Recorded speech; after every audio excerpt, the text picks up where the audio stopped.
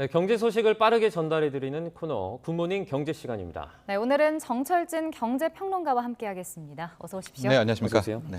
네, 먼저 해외 증시 소식부터 짚어보도록 하겠습니다. 뉴욕 증시가 지난 이틀 연속 상승세였는데요. 네. 사흘 만에 이제 하락을 했죠. 네, 그렇습니다. 최근에 뉴욕 증시뿐만이 아니라 우리나라 증시를 좀 보면은요, 하루 오르고 하루 내리고 장 하루를 봐도 내렸다가 올라가고 올랐다가 내려가고 이런 모습을 계속 보이고 있는데요. 네. 핵심은 바로 내일이죠. 우리 시각으로 내일 저녁 밤에 발표되는 미국의 5월 소비자 물가 상승률입니다. 네. 이것을 놓고 시장이 아직도 많은 의구심과 또 확신을 계속하는 건데요. 오르는 날은 이번이 피크아웃일 거야, 이번이 정점일 거야 라는 생각이 들고, 그렇게 되면 이제 미국의 국채금리죠. 10년 만기 국채금리가 떨어지면서 오르게 되고요. 또 오늘 새벽처럼 뉴욕 증시가 하락하는 날은 아니야, 아직도 인플레이션은 계속될 거야, 또 이런 우려가 커지면서 네. 오늘 새벽에도 또 미국 국채금리가 거의 3%를 또 넘었거든요. 네. 이러면서 뉴욕 증시는 하락하고 이런 모습을 보이고 있는데요. 아마도 본격적인 추세는 이제 내일 밤에 발표되는 미국의 5월 소비자 물가 상승률의 결과를 보고 자리를 잡지 않을까 이렇게 보고 있습니다. 네. 네, 내일 미국의 좀 발표를 지켜봐야겠습니다. 네. 자, 저희도 연일 좀 전해드리고 있는데 물가가 무섭게 오르고 있잖아요. 근데 경기 성장은 정체 상태를 보이고 둔화 우려도 나오고 있습니다. 스태그플레이션 네. 현실화할 것이라고 좀 보십니까? 그렇죠. 예, 정말 스태그플레이션, 교과서에나 보는 말 그대로 정말 무시무시한 거죠. 물가는 계속 오르는데 이제 스태그와 플레이션, 인플레이션의 합성 아닙니까? 네. 인플레이션은 계속되는데 스태그, 경기 침체는 오는 이런 형국을 말하는 건데요. 네. 어제 세계은행 총재가 스태그플레이션을 직면하고 있다. 그 앞에까지 와 있다라고 하는 건데요. 핵심은 이런 겁니다. 물가가 계속 오르는데 금리를 올려서 물가를 잡으려고 하잖아요. 네. 근데 이게 잡히면 좋은데 안 잡힙니다. 그럼 금리를 또 올려야 되고요. 또 올려야 되고 그러는 와중에 경기는 망가지고 내수는 망가지는 이런 현상인데 네. 최근의 모습이 그렇습니다. 먼저 이 경기를 포함하는 성장률을 보면은요. 세계은행뿐만이 아니라 OECD, IMF, 우리의 한국은행도 성장률 전망치는 하향 조정합니다. 그만큼 경기는 나쁘다는 거죠. 네. 그러면 물가는 잡히고 있는가? 또 그렇지는 않습니다. 인플레이션 전망치는 계속해서 높이고요. 한국은행 같은 경우에는 이번에 금리 올리고 나서 전망치 올해 물가 상승 전망치 거의 4%대까지 올리지 않았었습니까? 네. 이런 모습이 전형적인 스태그플레이션 초입에 돌아가고 있고요. 어제 이제 우리나라의 올 1분기 경제 성장률 이제 수정치가 나온 거죠. 속보치에서 수정치 오히려 떨어졌습니다. 네. 1분기에 0.6% 성장을 한 거거든요. 우리가 적어도 2%대 후반을 하려면 더 떨어지면 안 돼요. 이 정도를 매 분기 성장을 해야 되는데 지금 걱정이 수출이 삐걱대고 있는 모습이 보입니다. 이렇다면 이제 2분기, 3분기, 4분기도 이런 기조를 유지할 수 있을까? 그렇지 못하다면 이제 물가도 못 잡은 상황에서 경기 침체까지 가는 네.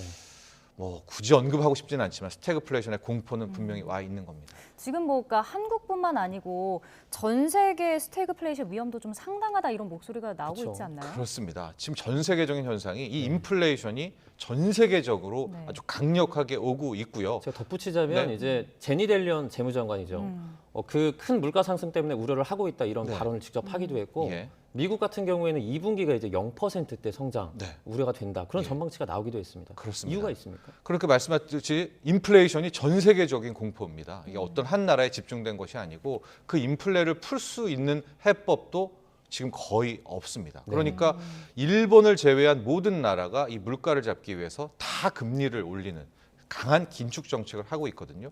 이렇게 되는데도 물가는 안 잡히고 내수와 경기는 망가지고 이게 전 세계적으로 나타나는 패턴입니다. 네. 그럼 언제쯤 이 인플레이션 상황이 좀 완화될 거라고 예상을 하시나요? 한국은행 측에서는 이제 내년 1분기, 내년 초를 바라보고는 있는데요.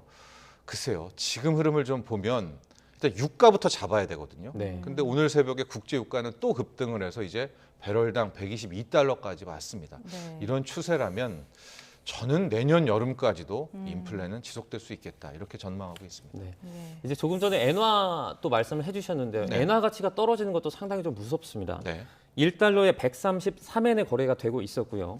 이게 이제 20년 만에 최저 수준이라고요. 네, 그렇습니다. 제가 앞서 이제 모든 나라들이 다 이 물가를 잡으려고 긴축, 금리도 올리고 뿌렸던 돈도 걷어들인다고 말씀해 드렸는데 네. 네. 한 나라만 예외입니다. 바로 일본입니다. 네. 일본은 지금 오히려 엔화를 계속 푸는 이 양적 완화 정책을 계속하고 있는 거의 유일한 나라고요. 어제죠, 이 구로다 총리가 아예 국회에 나가서 돈 덮을 거다 이런 네. 얘기까지 하고 있으니까 엔화만 약해지고 약해진 엔화 약세가 나왔고요. 지금 달러당 엔화는 2002년 이후에 거의 가장 최저치, 가장 약한 상황이고 오늘 새벽에 또 떨어져가지고요. 지금 뭐 134엔대까지 왔고요. 우리 원엔으로 봐도 지금 거의 100엔당 940원, 938원까지 엔화가 끝모를 추락을 하고 있는데 일본 입장에서 이런 것 같아요. 일본이 이렇게 엔화를 계속 풀 수 있는 것은 네. 일본은 또 인플레가 약합니다. 지금 2%대 정도거든요. 그러니까 일본 입장에서는 그동안 워낙 디플레이션에 시달려서 이참에 한번 인플레를 일으켜볼까라는 좀 그런 의도도 읽어볼 수 있을 것 같습니다. 네. 네.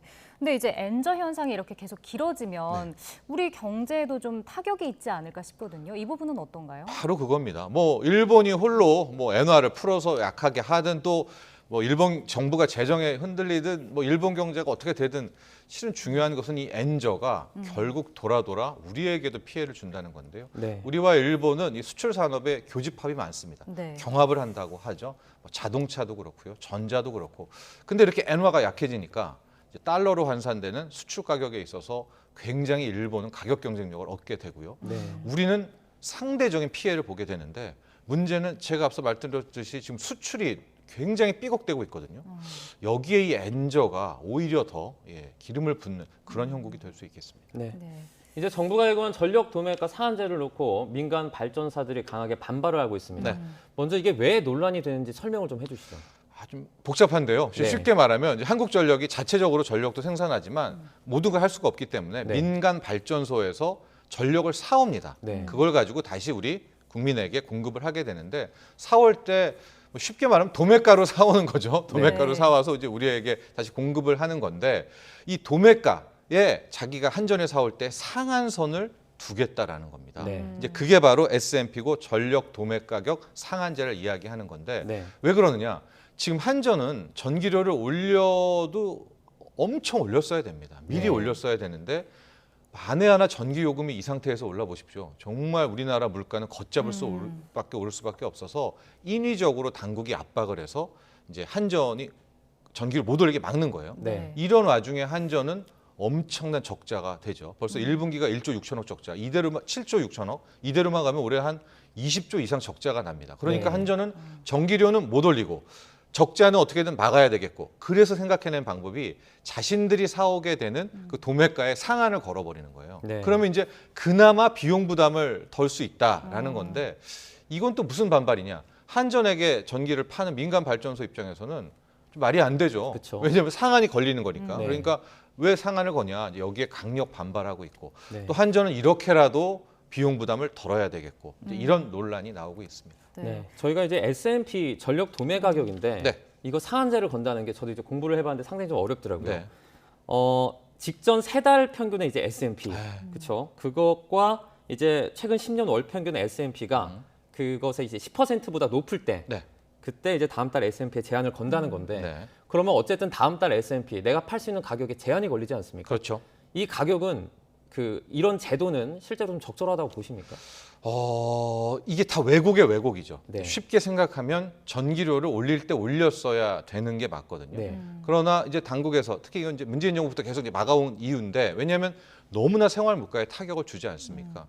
그럼에도 불구하고 지금 S&P라든가 이런 왜곡의 왜곡이 계속되는 것은 앞서 말했듯이 한국전력이라는 회사가 공기업인 것이고 또 이게 물가에 주는 영향 때문에 막는 건데 문제는 이게 윗돌 빼서 아랫돌 막는 겁니다. 네. 한전은 공기업이기 때문에 적자가 나면 돌아 국민 세금으로 또 그걸 메워주는 구조거든요. 네. 그래서 뭐 S&P 논란이고 이거 논란이고 다 이것은 결과적으로 전기료에 어느 정도 현실화가 나와야 되는 건데 네. 윤석열 정부에서 과연 이 고양이 목에 이 방울을 달 수 있을까라는 생각도 좀 들지만 또 역설은 한국전력이 상장사입니다. 네. 그러니까 주주가 있는 회사란 말입니다. 언제까지 이렇게 인위적으로 전기료를 낮출 수 있을지 또 그런 생각도 함께 해보는데요. 일단은 이 전력 도매 가격 상한제를 통해서 시간은 벌었습니다만 전기요금의 상승, 인상은 피할 수 없지 않을까 이렇게 보고 있습니다. 네. 그러면 이제 전기료 인상은 좀 이어질 수 있다라는 네. 전망을 저는 시간의 해주신 거죠. 문제지 뭐 3분기, 4분기 끄는 데만큼 끌다가 어쩔 수 없이 올리게 될 텐데 네. 그걸 또 감안하면 우리나라의 소비자 물가 상승률이 많이 걱정이 되죠. 네, 현실적으로 봤을 때 전기료 상승이 좀 필요하다 이렇게 분석하시는 거죠. 어쩔 수 없다. 네. 알겠습니다. 여기까지 듣도록 하겠습니다. 정철진 경제평론가와 함께 경제 이슈 정리해봤습니다. 오늘 고맙습니다. 고맙습니다.